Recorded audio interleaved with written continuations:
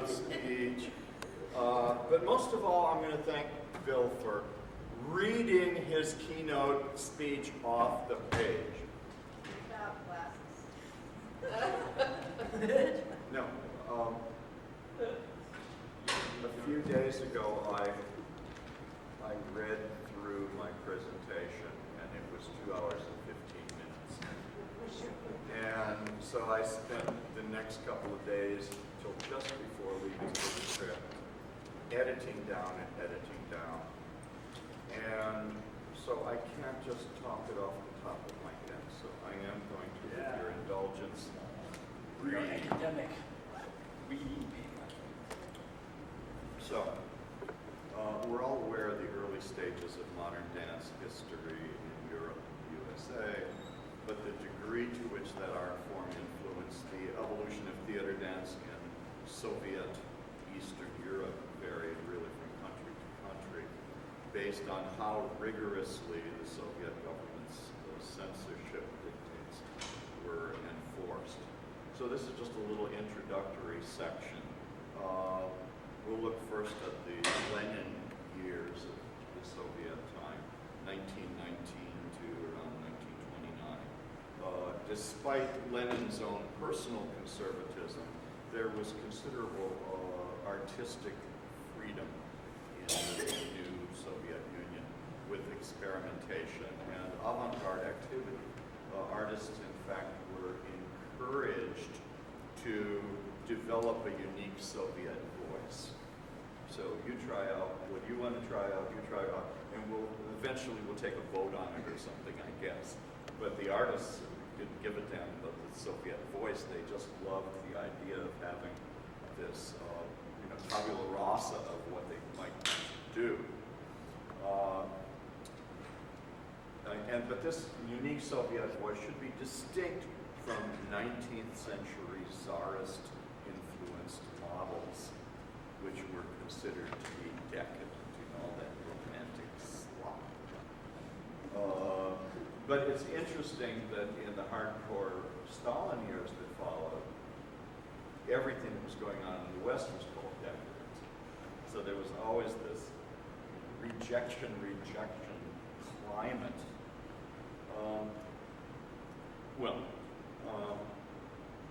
In this climate, psychological expressionism, and this is the Lenin years, the liberal time, psychological expressionism and futurism flourished. Even the Lenin-era education system explored progressive theories of learning during this period. But then we move into the Stalin years, going up to 1953, conveniently terminated by his death. Government-imposed socialist realism crushed the progressive movements in the arts. Of course, given the power of the word, it was writers who suffered the most. Regarding modern music during the Stalin years, we all know the stories about Shostakovich, which reflect the apparent paranoia of the authorities about the seemingly indecipherable language of music. Shostakovich's creative work having been banned once in 1938 and again after quote-unquote rehabilitation in 1948.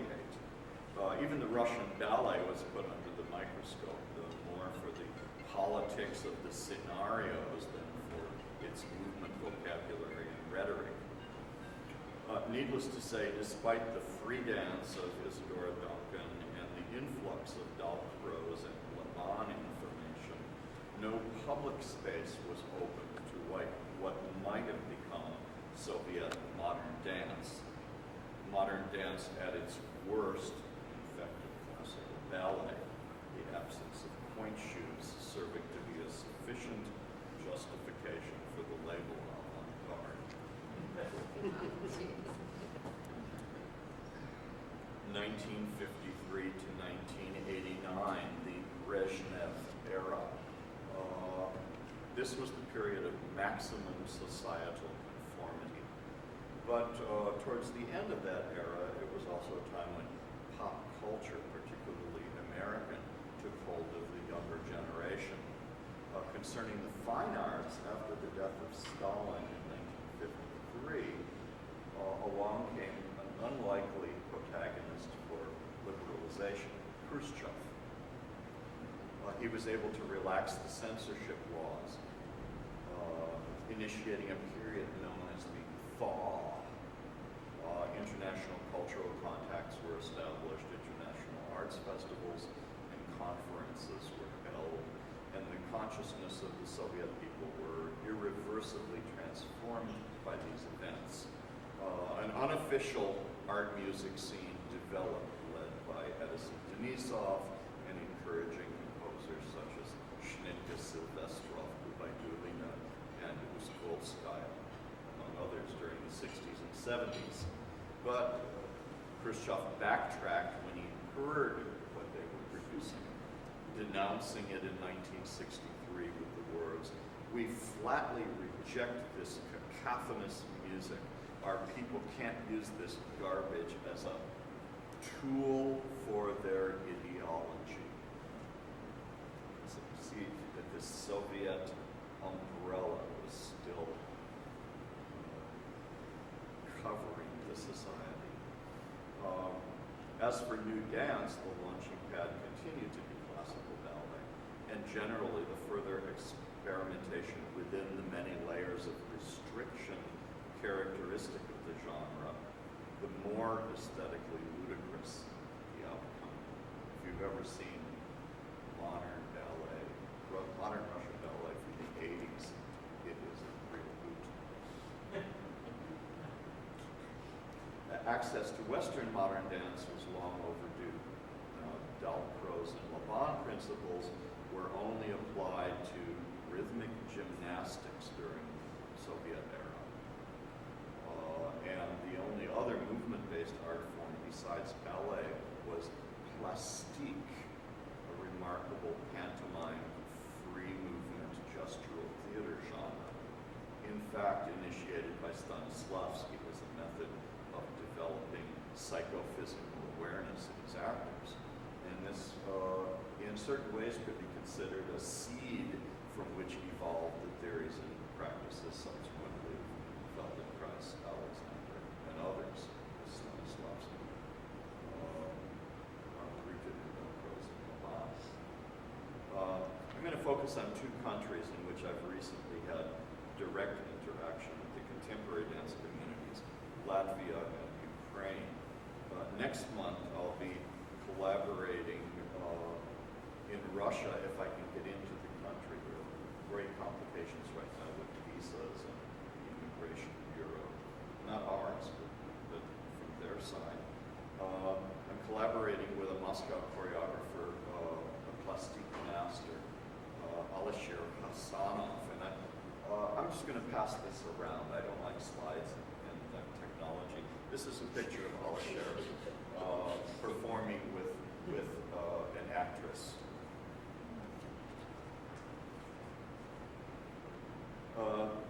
But I'll only be referring to the Russian modern dance today as it relates to the Ukraine history, because I haven't really had that direct experience in Russia.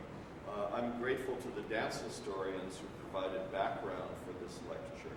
Inta Balode in Latvia, Alexander Manshilin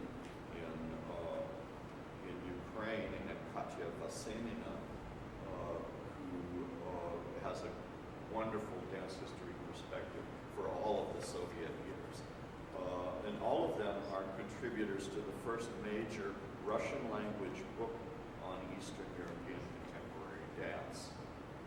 So we're talking post-1991, primarily, which was published just earlier this year. I learned much from them, but they all confessed that their researchers rarely touched upon choreo-musical issues or the role of music in contemporary dance training. So I'm trying to light a fire under them to really dig into that, because I think then we can be really helpful to them. Because there isn't any systematic music training for dancers. There seems to be a very haphazard interaction of choreographers with music. But anyway, I don't want to digress significantly. Let's talk about Latvia. Last year I created a multimedia work in Riga titled Portal, which was developed through a week of workshops led by me and the Tricia Brown dancer, Leah Morrison. But before I discuss it, I'd like to give you a brief history of modern dance in Latvia, information that was provided to me by Inta Balode.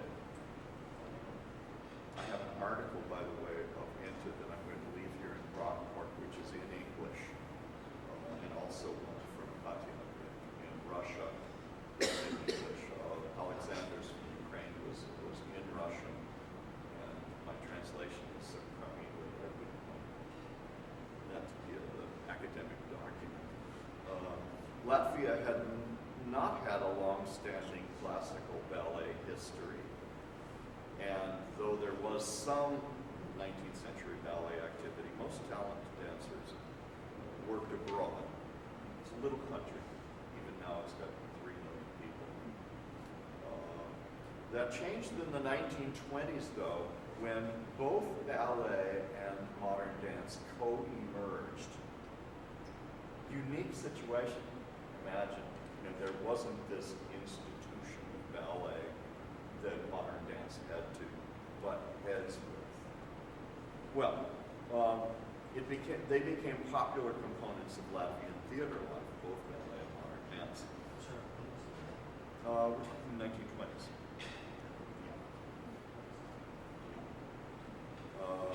But here I'm focusing on modern dance, so we can begin with visiting performances by Vigman, Laban, and other European modern artists. Although the first state-sponsored dance school, ballet, wasn't founded until 1932 via the National Opera. Again, that's not really surprising. There were already many private ballet and so-called rhythmic movement studios, most of them in Riga, the capital city. Individualist modern dance had only a few years to take hold, however, due to performing arts limitations imposed by an authoritarian regime between 34 and 39, restricting non-melodic activity to folk dance and large group rhythmic exercise. It's the shades of the masses of Tai Chi practitioners in China, the idea being the collective rather than the individual. Even so, the most talented modern dancers were already working in Western Europe in the late 20s, and then World War II catalyzed a mass exodus of Latvian artists in all fields because they were a battleground between Germany and Russia. The USSR annexed Latvia in 1940 with restoration of independence not coming until 1991. If you visit Riga, you will see in the center of the city the Museum of Occupation. This was their sense of the Soviet years. They've never bent into it. Now, the real problem in Latvia is that there are about 30% of the population are ethnic Russians who have really had a difficult time in assimilating into a true Latvian society. Well, during the half century, 1940 to 1991, creative individuality was subjugated to the demands of socialist realism, with no place and no audience for modern dance. Ironically, when postmodern dance was emerging in the American 1960s, Latvian ballet experienced a golden age of sorts, but serving mainly as a propaganda tool in its scenarios. Starting in the 70s, though, the Limon Company, the Taylor Company, and other high-profile Western modern dance companies performed around the USSR, as did the Bejar Company. Though without face-to-face contact, the modern dancers there were deeply influenced, and among them is Olga Sheets. Sitlukina, Olga Sitlukina, and she would later establish the first professional modern dance theater and move modern dance into the educational institutions in Latvia. In the last years of the Soviet era, which I like to spell ERROR, these dancers and choreographers worked privately as amateurs, flying under the radar, so to speak. Well, we know there's not that much difference between modern dance amateurs and professionals. It's just a question of which term works for you. Back in Riga, two amateur companies were formed practicing the art of plastique, that hybrid of mime and free dance. The Riga Pantomime and the Ansis Rutentals Movement Theater. Their experimental productions often abstractly interpreted music through movement indecipherable by the censors. The seeds were sown for the arrival of modern dance. So then along comes 1991. Once independence was achieved, workshops were conducted by artists from the West, and Latvian dancers were free to travel to Western Europe and the USA. While the National Ballet resisted change, many of the members of Latvian folk dance groups and operetta theaters converted to the new techniques and creative processes of modern dance. I'll close out this section with a timeline. In 1995, the dancer Arnie Silins visited ADF and then created the organization Via Dance in Riga, inviting guest performers and teachers and promoting Latvian modern dance nationally. Sadly, by the end of that first year, the major Latvian bank failed, and only, you guessed it, the National Ballet survived. It might have been tragic, but in that same year, several Latvian modern dancers returned from exile,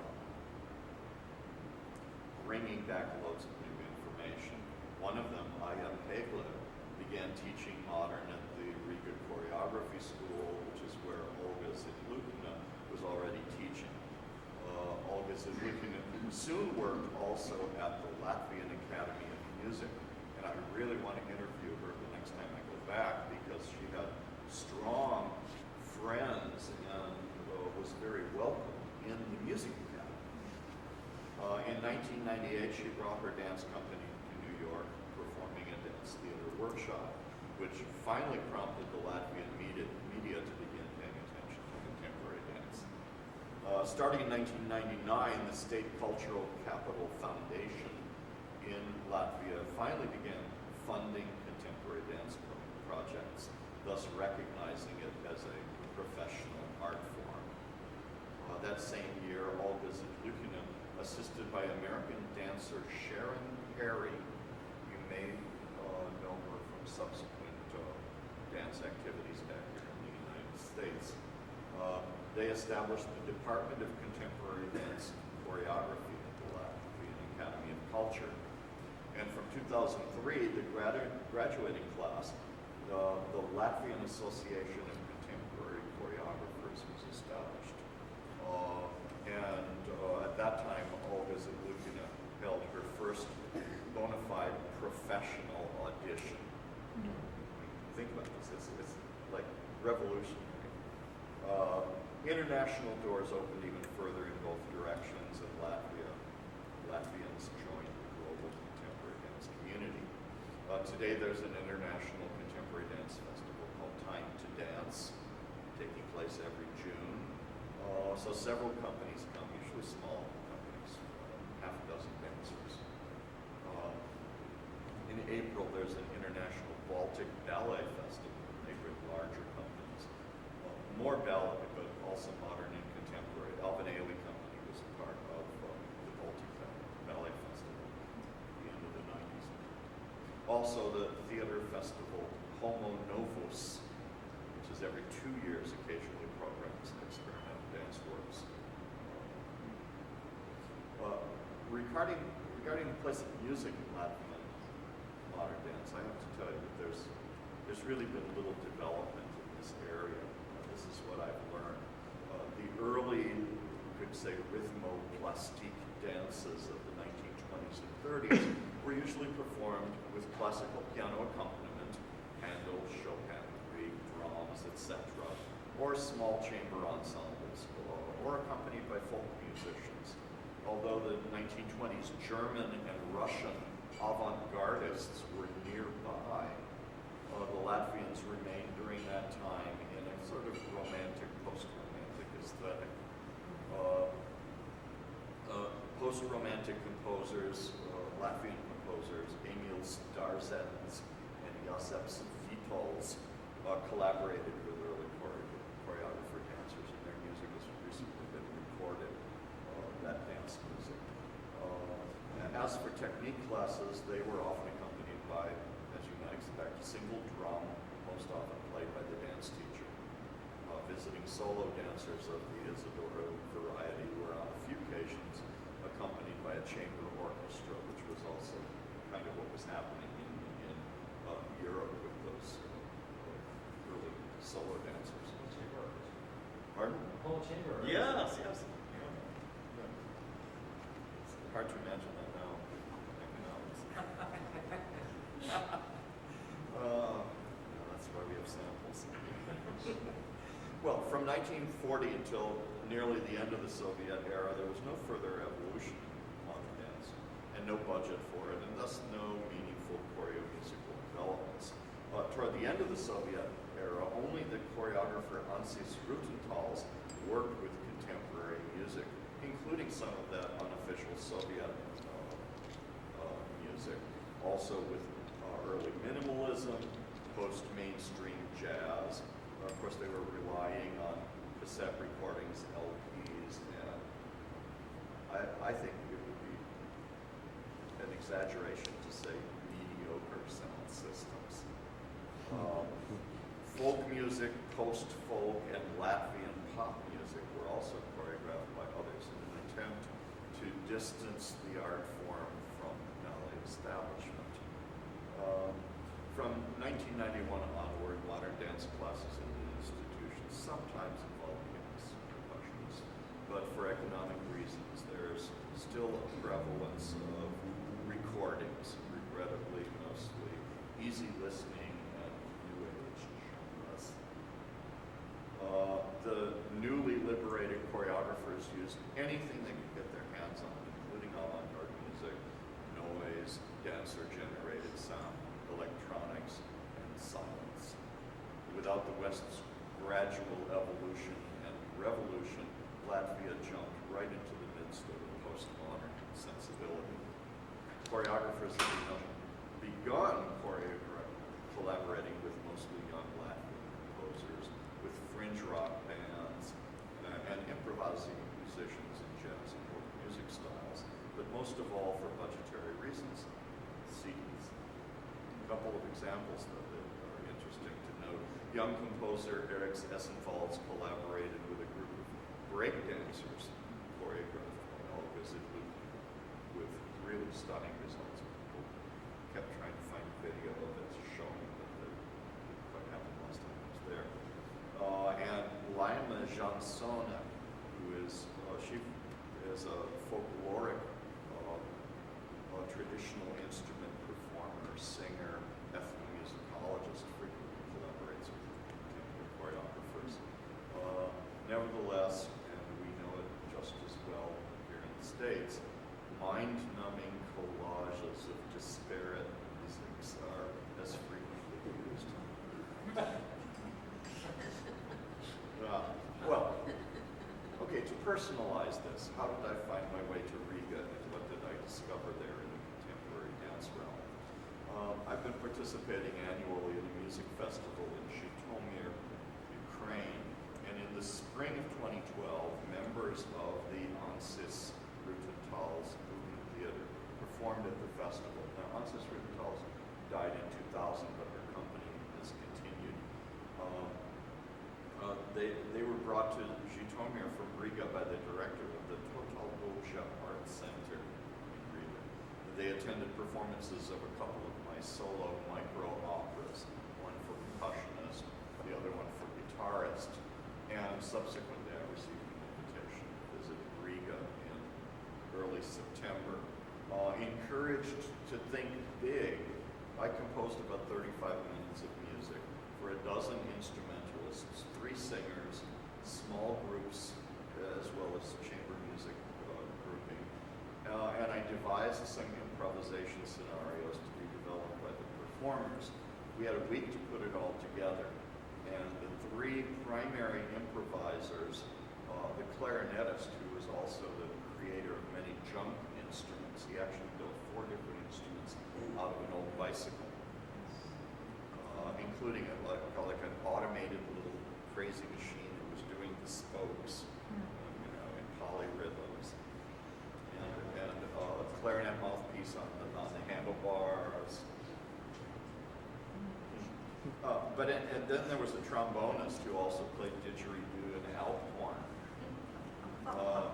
And the ambient electronic guitarist sound processor were observing Leah Morrison's work with the dancers during the course of the winter, did most of the accompanying and collaborating with that part of the space of the evening.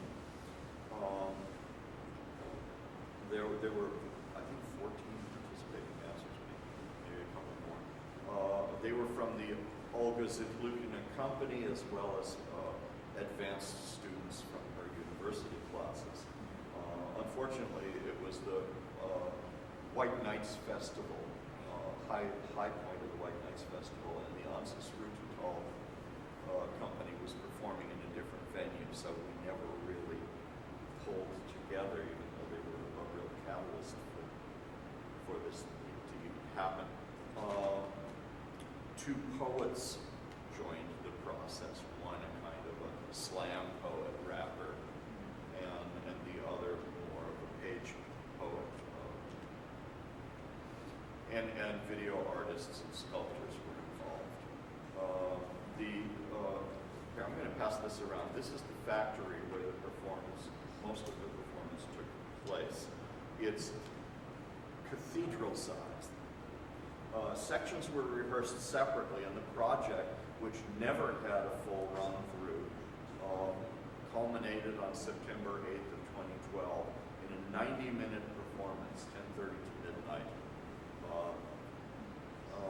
Starting out on the Total Dolce Art Center's rooftop with trumpet and trombone calling from the rooftops of different factories in this area. But it was kind of like a party atmosphere, and Leah had the dancers just sort of in street clothes blended in with the audience, and then every once in a while they would start whispering phrases into the ears of. Well, there's a Trisha dance on rooftops, isn't there? Yeah. Yeah. Yeah. So she drew upon that, and then suddenly people realized that these weren't just like kooks in the audience, but were actually part of the event.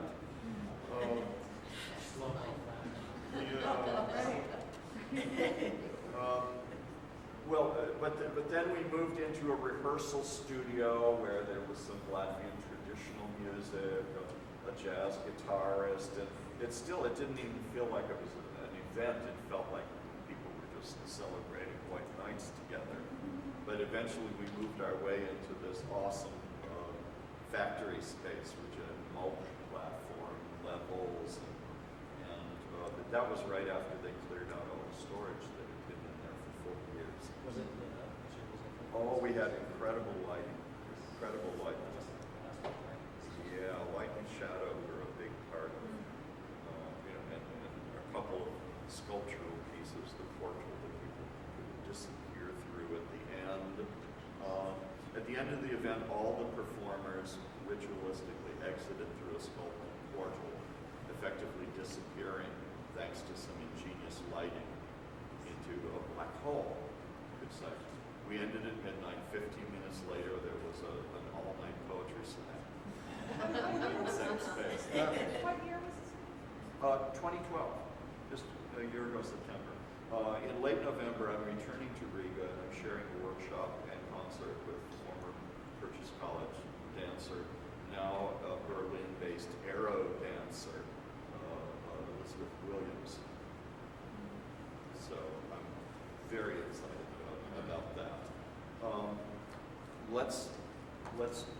Are there any questions about Riga? Because I'm going to jump right into Ukraine and maybe we can just generalize our discussion at the very end. Okay. After September 12 in Latvia, I went to the Ukraine where I conducted a workshop in Kiev for 10 professional choreographers. As I said, you use that term loosely as well here in the States. Joined together by Gregory Livingston. Oh, incidentally, also from Purchase College, who was living in Frankfurt at the time, and who was recently performed in New York with the Limon Company. Culminated in the November 23rd concert of New Works, which we titled Open Secret. Now, the primary focus of my workshop was creating outside the musical comfort zone, which for virtually all of the choreographers meant having to interact with contemporary classical music. They just had never touched it. They touched everything else you could imagine. And when I say contemporary, I'm loosely talking about second half of the 20th century.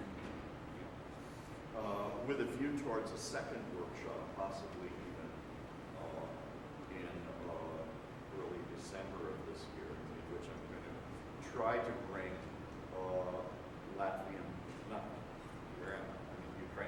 Ukrainian composers together with Ukrainian choreographers to get some collaborating going. But let me back up, as I did with Latvia, and give you, this is thanks to Alexander Monshilin and Katya Vasenina, some background on the evolution of modern dance in Ukraine, which is pretty much identical to a certain extent with that of Russia. I should mention that Ukraine is far from being a unified entity, leaning towards the West while still economically dependent on Russia. Now, I'm going to contradict myself by reading what I prepared and what I got from Alexander late last night about the early modern dance. So you can just tisk me for being so unprepared and naive. In the early 20th century, dialogue flourished between Western modern dance and the Eastern European world of Russian ballet. American dancer Isadora Duncan toured frequently in Russia and the Ukraine, performing first in St. Petersburg in 1904, then in Moscow in 1905, traveling through Ukraine, donating her artist fees to the poor. In the 1910s and 1920s, free dance and plastique studios proliferated in the major and smaller cities of the Ukraine, particularly in the West, which was, as I learned, well, I'll tell you later. For now, I'm still the naive, thinking I know what's going on. Okay, in the 1910s and 20s, free dance and plastique studios proliferated. These new groups of dancers created their own movement techniques influenced by Duncan dance and the rhythmic system of Dalcroze. The new plastic dance was rhythmic, pliant, expressive, inherently musical, though aesthetically, again, rooted in romanticism, whereas traditional ballet vocabulary was highly codified and prioritized virtuosity, static poses, and storytelling structures. The early 20th century Ukrainian modern dance, following the Western model, linked motion with emotion and created expressive movement vocabularies built on everyday pedestrian actions like walking, running, and leaping. Now look how long it took for that to be a part of modern dance in the West. After the 1917 revolution, the avant-garde period of experimentation in Ukrainian art continued throughout the 1920s. And it was an exciting creative time for the performing of visual arts. Artists collaborated across disciplines, and their innovations in artistic form and content mirrored the Bolsheviks' radical attempt to reform and restructure social and civic relationships. But by the 1930s, Stalin came into power, the government began to restrict and regulate, especially when the art seemed to the authorities to promote individualism, self-expression. What? No corps de ballet collective consciousness? No national hero celebration? No fairy princess? I'm sure these were some of the questions that were asked. Modern dance. Modern dance and even the Eurythmics classes entered a half-century state of stagnation, suspended animation. Plastique, with its roots in pantomime, survived in the shelter of drama theater. But some would-be modern choreographers found a tenuous place in the ballet world. Most Soviet ballet competitions didn't have a modern choreography section. So as long as it looked kind of like a ballet, you could be somewhat modern. Or they were working with children doing free gymnastics. You know, so the major modern dancers in Ukraine during the Soviet years were little kids. Some small flame thus continued to burn. Now, this just in. I'm going to read this right off Alexander's wonderfully idiosyncratic English. It's important to know two things. Till 1939, Ukraine was devised in two parts. Eastern, a part of the Russian Empire until 1917, and a Soviet state afterward. And Western Ukraine was a part of the Austro-Hungarian Empire. In 1918, it was annexed by Poland. So really, I mean, how could I not know that there were two Ukraines? But I'm not an academic anymore, so I can just wing it. What? Oh, I was just wondering where the capital was, which I don't like geography. Kiev, and then in Western Ukraine it was Lviv. Yeah. From 1939, Ukraine was merged under the USSR. The experimental dance field was blocked here till the late 80s.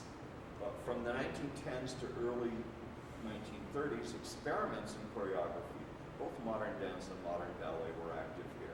Balletic trend was more inherent to Eastern Ukraine, and expressionist dance trend to Western. So the country was divided in terms of its interest. In 1913, Prince Sergei Volkonsky made a cycle of lectures in Kiev about Dalcroze Eurythmics and the Delsart system. Prince Volkonsky, 1913. Yeah. Isn't this? I mean, here was, you know, It's like 10 years ago. a pioneer of modern dance in Ukraine. Was a prince who was just interested in the consciousness of Dalcroze. When was Eurythmics? That was in the 20s. It's early in the 20s. Dalcroze, right around the turn of the century already, with his principles were and not necessarily directly into dance. As a theater performing form. Okay.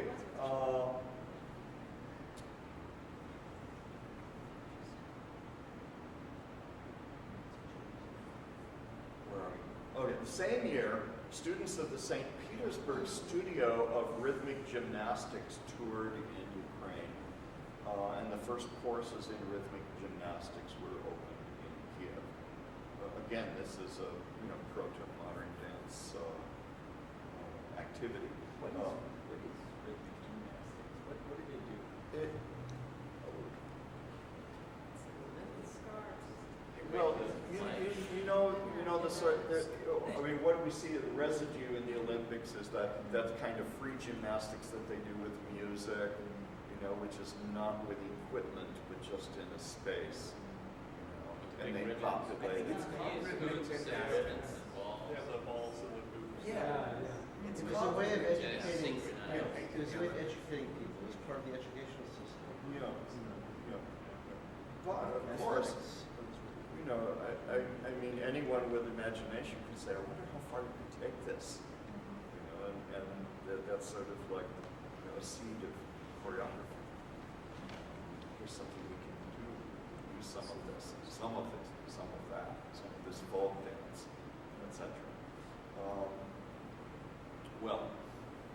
From the late 1910s, Adolfina Paszkowska, who was an alumna of the Hellerau Institute of Jacques Delcroze, taught rhythm plastique in the Mykola Lysenko Music and Drama School, and for her own group. She and her students often showed their programs from around 1919 onward. So it was kind of like a modern dance company. At the same time, Polish actress Stanislava Wysocka taught the Del Sart system in the Theater Academy. The Del Sart system. So what is that? What is that? Google. Google somebody. Sorry, I know a little bit about it. It was a very stylized, almost a comedian kind of thing, but it was very gestural movement. It was, Storytelling, most pantomime. yeah. But it had sort of anatomical kinesiological principles underneath it, which allies it then to a certain extent with dance. And then you mentioned also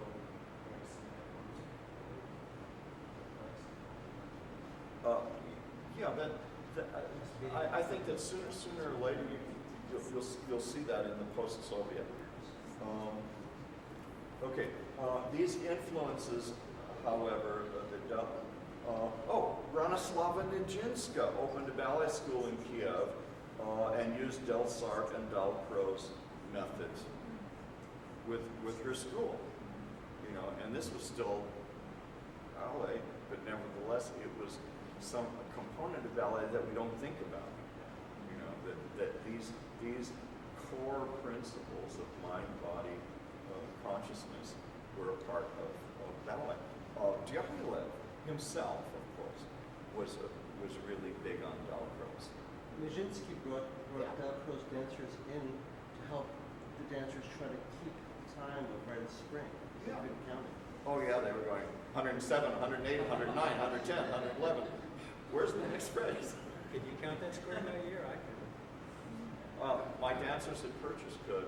We took excerpts of it and we made rhythmic counterpoint out of it. I'll send you a copy.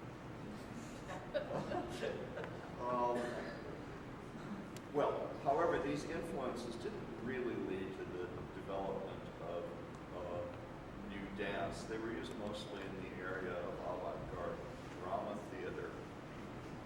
In the ballet area, experimental works were presented by Kasyan Golachevsky, who staged his famous ballet, Joseph the Beautiful, in Odessa Opera in 1926.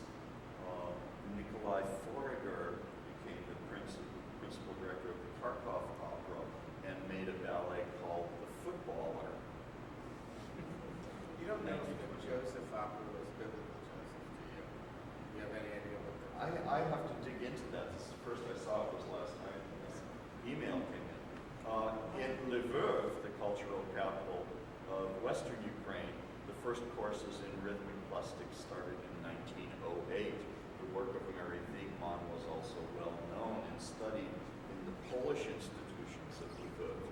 The School of Modern Dance of Maria Ronevska and the School of Artistic Dance of Maria Rzeszka.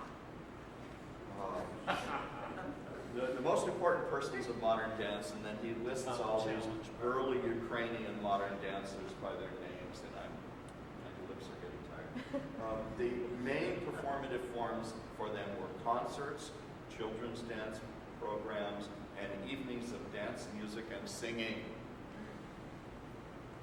Ah, amen.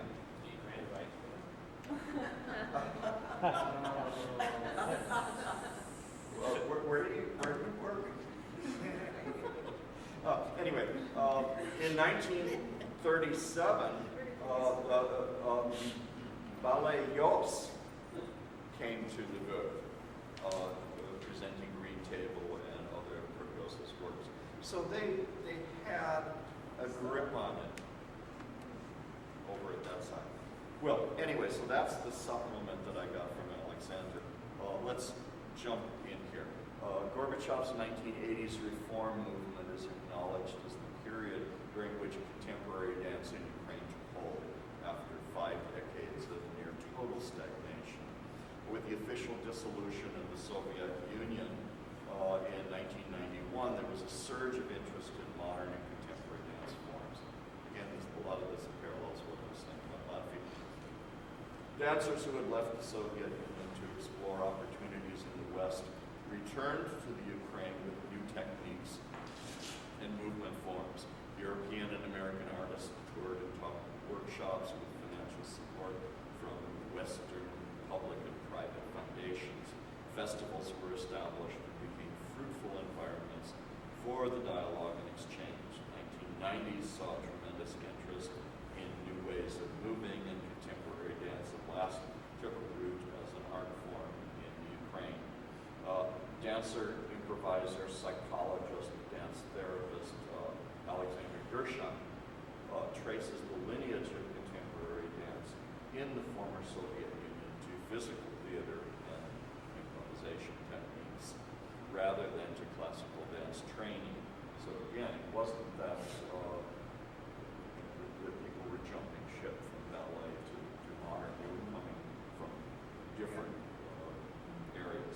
Rather than being drawn to the established dance techniques of Horton, Graham, Lemon, Hawkins, Cunningham, etc., the mind-body practices like Alexander technique, Feldenkrais, contact improvisation became very popular. Ukrainian dance artists are using contact improv to build community and to create new choreographic work.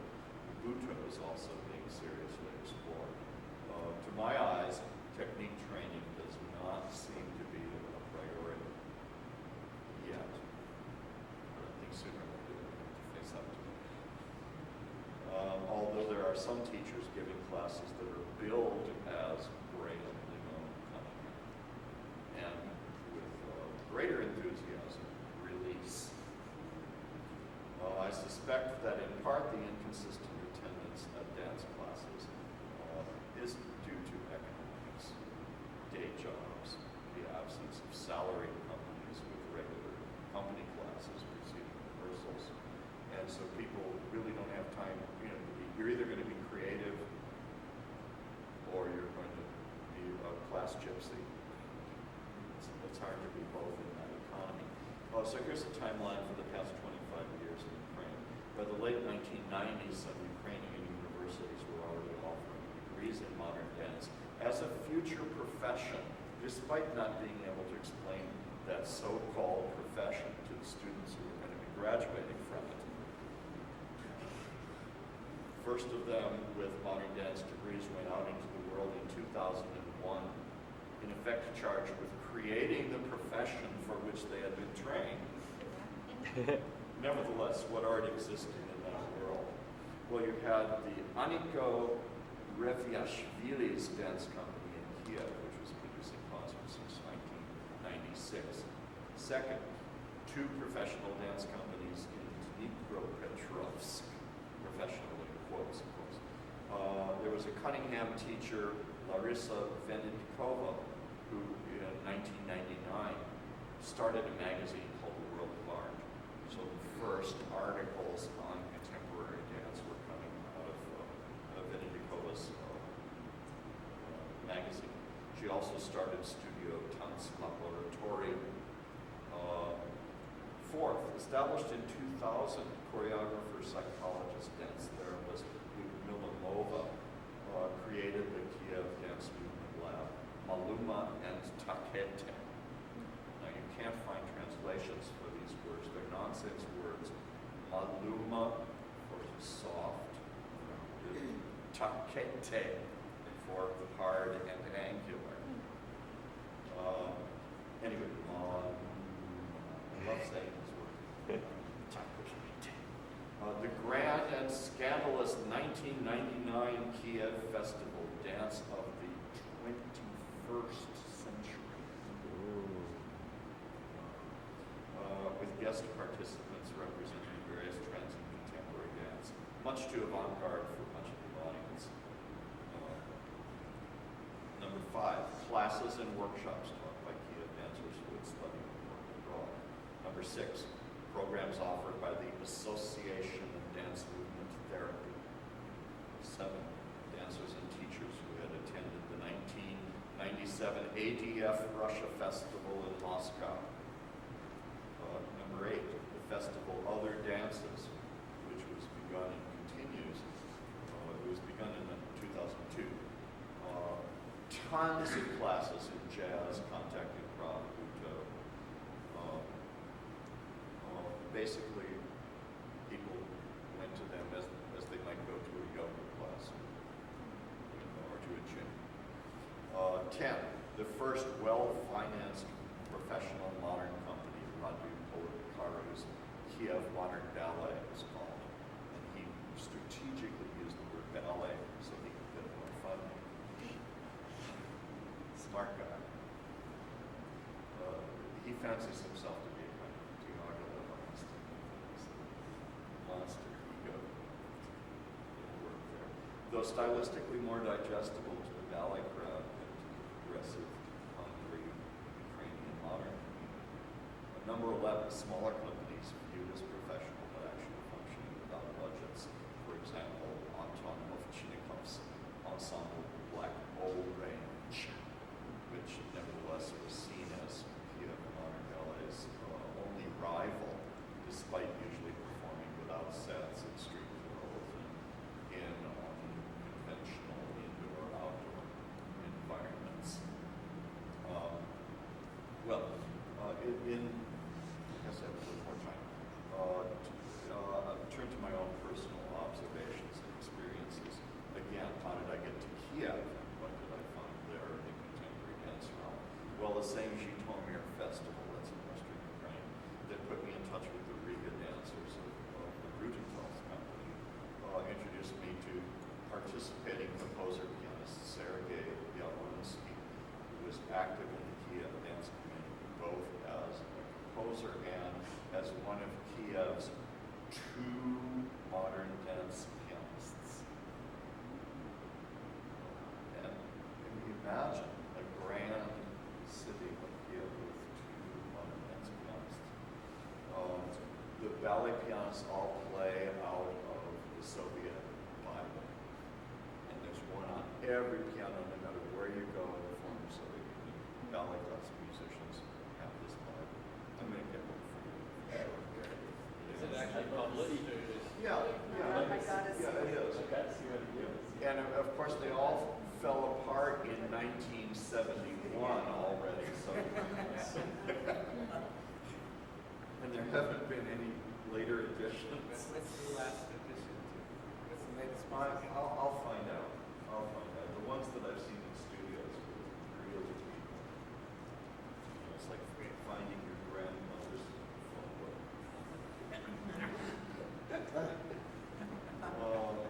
Where am I? Okay, well,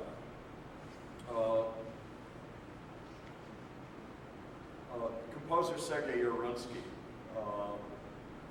brought to Kiev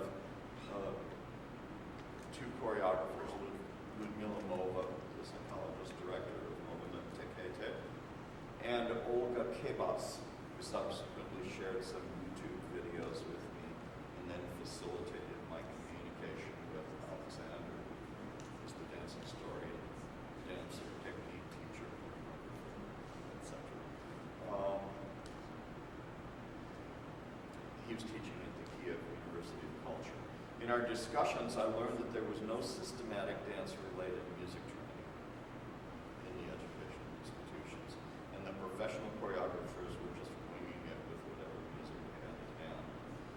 So I offered a music resources for choreographers workshop. Alerted. Oh, and I alerted my, who knows? Anyway, I invited Gregory Livingston to join me and do a technique thing. Here's Gregory from the performance group, so currently.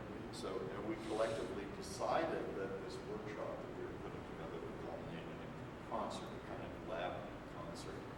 We began working the week of October 22nd with my professional choreographers workshop.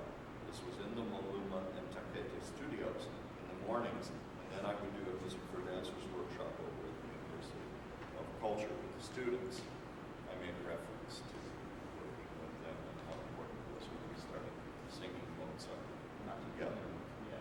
Well, for the choreographers, I began with several musical examples, asking the not-so-simple question, what do you hear? By the end of the week, though, they were kinetically responding to elements other than pulse tempo dynamics and perceived phrase structure. Responding to instrumental timbre, for example. Since all but two of the choreographers had never worked with contemporary concert music, by the way, I despise the term modern classical. I despise the term contemporary concert music. I'd like to think of a generic one like sound art. Okay? Because that doesn't push any buttons that lead to expectations. And since they all avoided selecting such music for their choreographic studies, I challenged them to create new work with that very music. Then I left Kiev for 3 weeks, returning for the final rehearsal week of the concert that they devised while I was away. With the addition of a 25-minute improvised solo by Gregory, we presented our Open Secret concert on November 23rd. It included choreographed music by Lujoslavsky, Cameron Wolfe, Stockhausen, Cameron Wolfe, Boulez, Ivanovs, Cameron Wolfe. I don't know. It wasn't my idea. Roland Skromox, who's a Latvian composer, but nevertheless well known in Ukraine, and some younger composers. And this I framed and punctuated with random reiterations of Satie's Vexations. Yeah. With the electronic keyboard on the harpsichord setting.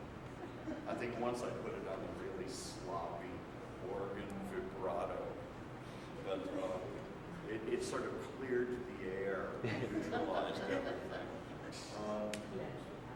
Yeah, exactly. Although some of the audience walked out, evidently having expected to be entertained with beautiful music and dancing, the choreographers ultimately felt empowered, vowing to continue exploring on the music side. For the May 2013 Shitomer Festival, this past May, I arranged to have a Kiev dance component.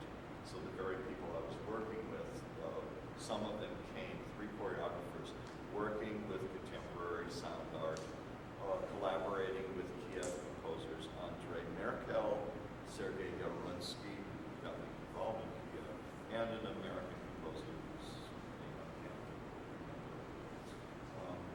Hopefully, my developing contacts with the young Ukrainian composers will make a composer choreographer collaboration workshop a reality in the near future. But in closing, if we in the International Guild of Musicians and Dance are to be a real force in the evolution of dance, I'm telling you, it's really cooking over there, but they don't have hooks to grab onto. And I think it would be really richly rewarding, and you would be rewarded by sharing your knowledge and insights and experience with dancers, choreographers,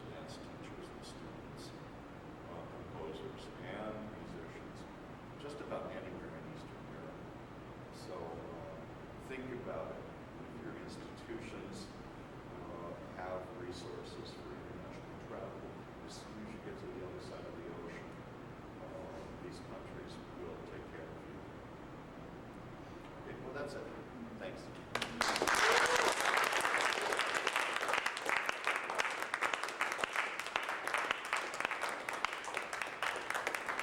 Slight aside, Michelle. I got to go to the, I realized I said that the National Museum in DC, anybody else see that? It was Yes, extraordinary. yes. And it just showed me how the meaning of ballet has changed so much. Because it wasn't D, and this was the first form of drawing out of theater. And that's sort of, at the same era as where I talked about. Yes, exactly. It was incredible. The possible, Yeah. so. If one considered Russia as being one of the two driving forces of ballet, the other one being France, then you could say, yeah, the worst place for a Soviet ideology to go was in the hotbed of exciting progressive dance. Call it ballet, call it whatever. Right.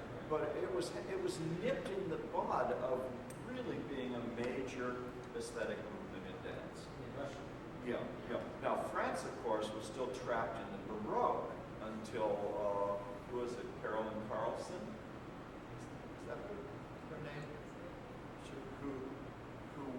No, but it wasn't she? Didn't she work with Paris Opera Ballet? Maybe, it's probably some other name.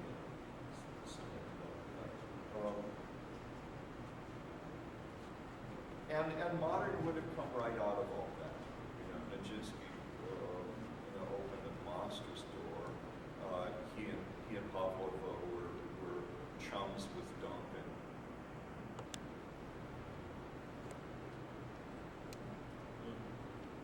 Yeah, doesn't it make you want to be a fly up, to be able to time travel and go to your teens and 20s to that culture and see all that kind of stuff?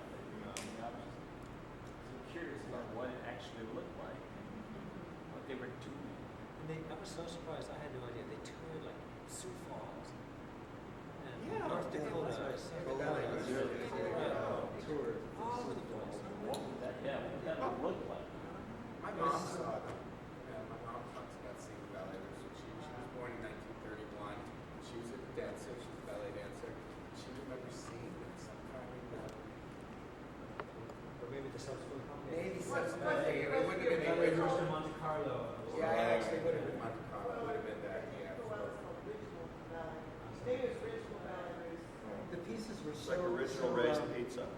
They were so Yeah. avant-garde. They were so much more advanced than the things that have happened in the last 30 years. I mean, also the ballet suédoise was equally adventurous. Yeah. Suédoise, the Swedish ballet. I mean, you Yeah. probably all know this already, but I would love. I've already talked to my friend about this a little bit to recreate some of these pieces because you involve all the departments in your university, all the performance art aspects, the design. To spend a semester studying these pieces, like by Mio and Satie, those amazing pieces that happen, and then recreating in the spring, like one of those pieces each year, like just performing it. Incredible. There's a gigantic coffee table book of Swedish ballet, which is way more interesting than being decor for your apartment, which you can get on the web for like $15. And it's a must because some of the most incredible, adventurous, just dance theater. I forget ballet. That was part of it. Right. It's just open. Yeah. People were naked. They were in different levels of the stage. Open to crazy things going on. And connecting interestingly with like Bauhaus principles. Yeah, I want to recreate it. I want to go there in time travel. Now there's a Facebook question. Say if you could time travel to 3 different points in history, where would you go? That would be one of them. Yeah. Richard, are you in a position to talk at all about, to compare the vitalization, revitalization post-1989 of dance in the areas you know, in Riga and Ukraine, with Moscow, Leningrad, with how whether the trajectory has been very, very different there or as targets. No. I was talking with Elena Demyanenko, and associated with Tricia Brown, and she just this past summer went to a big modern festival in the Moscow area, and it's absolutely cooking. I've got some research on it, but I didn't want to incorporate it into this since I hadn't had any hands-on experience yet in Russia. But the modern dance organizations, and there's even some new Wild West corporate funding for modern dance festivals in Russia, which is what's not existent anywhere in Ukraine or Latvia yet. There's no private financial support, and I think it's mainly because nobody knows how to approach business. How to involve business in, and somehow benefiting from it. It's sort of rabid